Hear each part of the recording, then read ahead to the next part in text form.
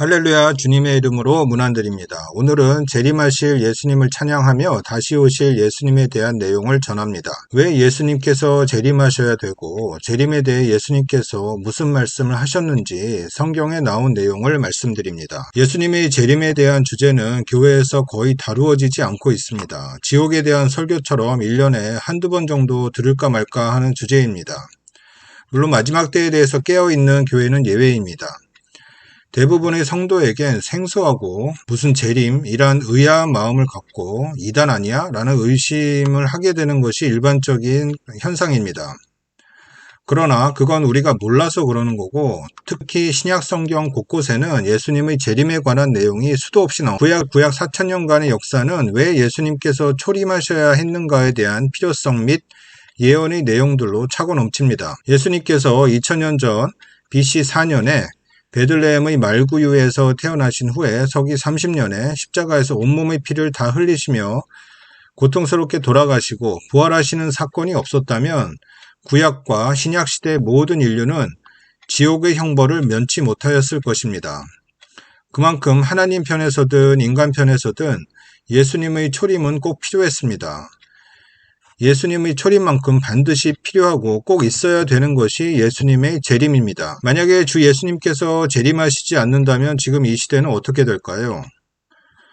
왜 예수님께서 재림하셔야 된다고 생각하십니까? 이것이 오늘의 주제입니다. 한번 깊이 묵상하며 성령님으로부터 답을 얻으시길 바라겠습니다. 신약 성경에는 예수님께서 이 세상에 다시 오신다는 예언한 말씀이 수백 회 있습니다. 성경의 결론부인 요한계시록 1장 7절에 보면 볼지어다 그가 구름을 타고 오시리라 각 사람의 눈이 그를 보겠고 그를 찌른 자들도 볼 것이요 땅에 있는 모든 족속이 그로 말미암아 애곡하리니 그러하리라 말씀하고 계시고, 요한계시록 19장 11절로 16절까지는 만왕의 왕 만주의 주로 백마를 타고 아마겟돈 전쟁 끝에 모든 사람이 보는 가운데 공중에서 구름에 둘러싸인 채 이미 천국 간 성도들과 천사들과 또 주 예수님께서 심판주로 재림하시는 장면이 나옵니다. 이때 계시록 19장 19절에 보면 그 짐승 적그리스도를 말합니다. 또 땅의 임금들이 주 예수님께 심판을 받아서 20절에 짐승이 잡히고 거짓 선지자가 산채로 불붙는 유황불에 던져지고 나머지는 말탄 자 예수님의 입에서 나오는 검에 의해서 죽임을 당하며 이후에 천사가 용, 옛 뱀이라고 하는 마귀 사탄을 쇠사슬로 결박해서 무저갱에 던진 후에 1000년 동안 봉인하는 장면이 나옵니다. 예수님의 재림은 상당히 중요한 의미가 있습니다.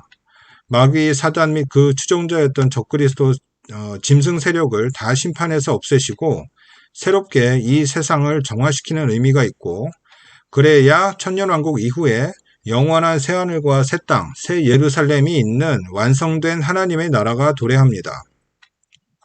에베소서 1장 10절에 하늘에 있는 것이나 땅에 있는 것이나 다 그리스도 안에서 통일되게 하려 하심이라. 이것이 하나님의 목적입니다. 주 하나님께서 주인이 되셔서 공의와 사랑으로 통치하시는 하나님의 나라를 세우는 하나님의 목표입니다. 주 예수님 안에서 만물을 통일하셔서 이루시고자 했던 일들을 이루시기 위해서 꼭 필요한 일이 재림입니다. Second Coming of Jesus Christ라고 부르기도 합니다. 만약에 예수님께서 재림을 안 하신다면 어떻게 될까요? 지금도 마귀 사단이 활발히 활동하고 있고 마귀의 종들이 세계 도처에서 지도자급에 다 포진하고 있습니다. 저들은 자기들만의 어젠다가 있어서 세상을 악하게 만들고 독재하려 하고 지배하려고 합니다. 그렇게 되면 그나마 남아있던 극소수의 의인들마저 죄와 마귀의 유혹에 넘어가서 영생을 잃을 가능성이 많습니다. 정확한 시점은 주 하나님만이 아시지만 상당히 임박해 있고 또 당장 수개월 안에 또 몇 년 안에라도 오실 것이 확실합니다.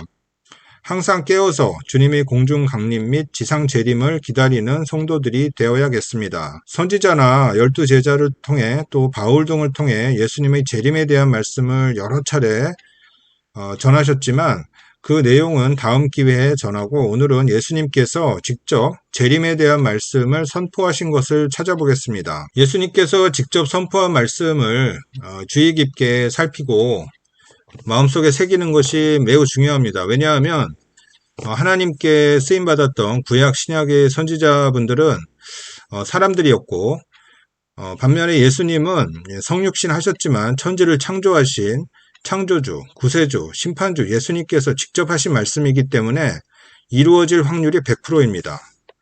그렇기 때문에 예수님께서 재림에 대해서 뭐라고 직접 말하셨는지 자세히 아는 것이 필요합니다. 마태복음 24장은 상당히 중요한 장으로 고난주간 화요일경 감람산에서 하신 설교입니다.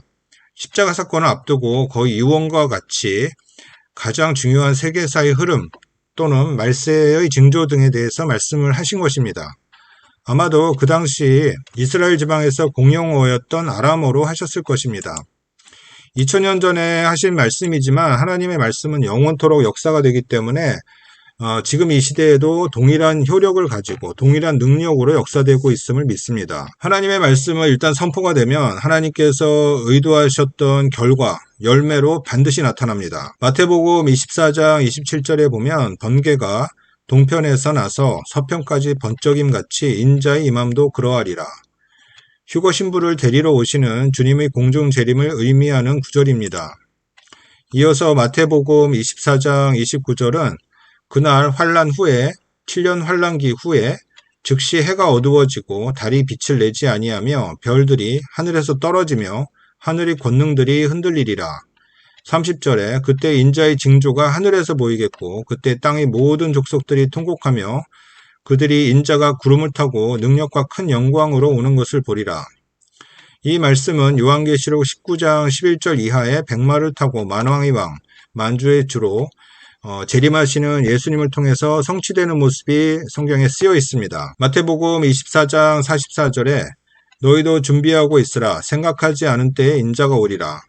마태복음 24장 50절에 생각하지 않은 날 알지 못하는 시각 그 종의 주인이 이른다는 말씀이 있고 마태복음 25장 1절로 13절까지 10처녀의 혼인잔치 비유를 통해서 5명만 혼인잔치에 들어가는 것을 말씀하고 있고 그런즉 깨어있으라 너희는 그 날과 그때를 알지 못하느니라 말씀하고 있습니다. 마태복음 25장 14절 이후에 달란트 비유에서 19절에 오랜 후에 그 종의 주인들이 돌아와 그들과 결산할 때 말씀하시며 주인이 다시 돌아오신다는 말씀, 재림하신다는 것을 강조하시고 계십니다. 마태복음 25장 31절에 인자가 자기 영광으로 모든 천사와 함께 올 때 자기 영광의 보좌에 앉으리니 천사와 함께 오신다는 것을 강조하고 계십니다.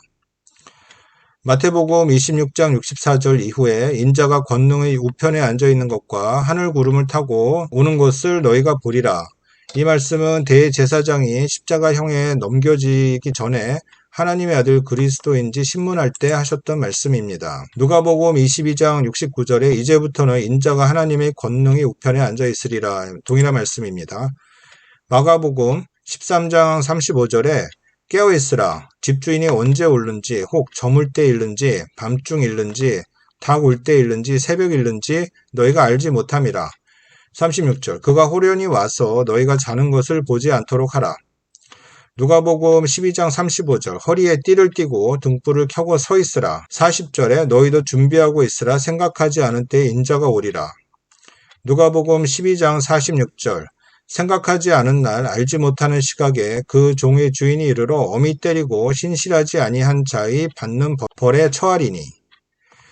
누가복음 17장 22절 또 제자들에게 이르시되 때가 이르리니 너희가 인자의 날 하루를 보고자 하되 보지 못하리라. 24절 번개가 하늘 아래 이쪽에서 번쩍이어 하늘 아래 저쪽까지 비침같이 인자도 자기 날에 그러하리라. 누가복음 17장 27절에 노아가 방주에 들어가던 날까지 사람들이 먹고 마시고 장가들고 시집가더니 홍수가 나서 그들을 다 멸망시켰으며 또 롯의 때와 같으리니 사람들이 먹고 마시고 사고 팔고 심고 집을 짓더니 롯이 소돔에서 나가던 날에 하늘로부터 불과 유황이 비오듯 하여 그들을 멸망시켰느니라. 인자가 나타나는 날에도 이러하리라. 그날에 만일 사람이 지붕 위에 있고 그의 세간이 그 집 안에 있으면 그것을 가지러 내려가지 말 것이요 밭에 있는 자도 그와 같이 뒤로 돌이키지 말 것이니라. 롯의 철을 기억하라. 무릇 자기 목숨을 보존하고자 하는 자는 잃을 것이요 잃는 자는 살리리라. 내가 너희에게 이르노니 그 밤에 둘이 한자리에 누워 있음에 하나는 데려감을 얻고 하나는 버려둠을 당할 것이고 두 여자가 함께 맷돌을 갈고 있음에 하나는 데려감을 얻고 하나는 버려둠을 당할 것이니라. 이외의 비유로 마태복음 21장 33절 이하 포도원 비유에서 40절에 포도원 주인이 온다는 말씀, 다시 오신다는 말씀을 강조하고 있고, 누가복음 19장 15절에 귀인이 왕위를 받아가지고 돌아와서 은화를 준 종들이 각각 어떻게 장사하였는지를 알고자 하여 그들을 부르니 왕위를 받아서 다시 오신다는 말씀입니다. 지금 하늘과 땅의 모든 권세를 가지시고 하나님 보좌 우편에 예수님께서 계시고 재림하실 때 그런 왕권을 가지고 다시 재림하십니다. 누가복음 21장 27절에 그때 사람들이 인자가 구름을 타고 능력과 큰 영광으로 오는 것을 보리라. 누가복음 22장 69절에 이제부터는 인자가 하나님의 권능의 우편에 앉아 있으리라 하시니 공회에서 대제사장에게 신문받을 때 하신 말씀이고, 마지막으로 성경의 결론부인 계시록의 22장 7절에 보라 내가 속히 오리니 이 두루마리 예언의 말씀을 지키는 자는 복이 있으리라 하더라. 계시록 22장 12절에 보라 내가 속히 오리니 내가 줄 상이 있어 각 사람에게 그가 행한 대로 갚아주리라. 계시록 22장 20절 이것들을 증언하시니 예수님께서 이르시되 내가 진실로 속히 오리라 하시 아멘 주 예수여 속히 오소서라고 말씀하고 있습니다. 요한계시록 후반부에 생명책에 대해서 나오는데 생명책에는 구원받은 영혼들의 이름이 기록되어 있습니다.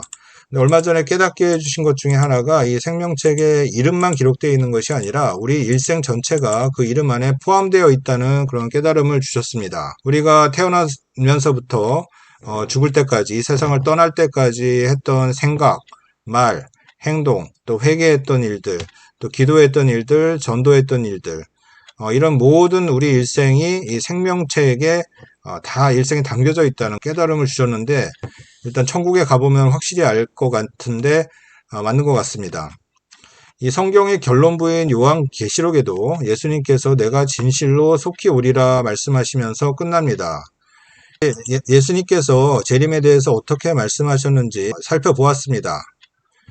예수님께서 직접 하신 말씀이기 때문에 이 말씀은 100%입니다. 성취 가능성 100%이기 때문에 항상 이 말씀들을 묵상하시면서 이 마지막 때를 살아가시면서 힘을 내시고 또 다시 오실 예수님을 찬양하며 깨어있는 성도로 믿음 생활을 계속 이어나가야 하겠습니다. 이제 다 재림하신 주 예수님을 찬양합니다. 마라나타.